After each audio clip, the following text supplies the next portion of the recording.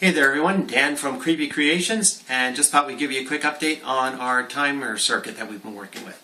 We've got it finished, and here's one of our little motion sensors that I've got wired up through 30 feet of cable through a jack into my jack panel, which is wired up to our timer circuit here.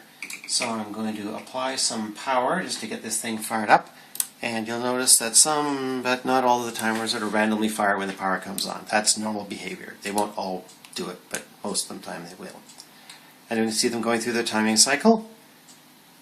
And now that we got the last light off, the board is in a stable state and we're ready to do some testing. Now these modules have to be allowed to sort of warm up for a few seconds before you actually get any kind of a trigger off of them. Otherwise, nothing happens. But we've got enough time now. So this one I've got kind of buried in a roll of solder over here just to keep it covered up mostly. And I'm now going to trigger it, and you'll see that when it triggers, we get our short timer there and then a longer window timer at the top there. And once it's finished, I can then trigger it again.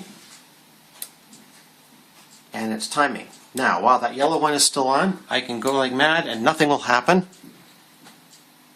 until that one's actually finished. Now that it's out, it triggers, and there you go. So, hope you find that useful, and it definitely works. Word of warning, these little guys, very sensitive. So, one thing we've learned, don't plug them in and out with the power on. Seems to cook them. Poor little guy.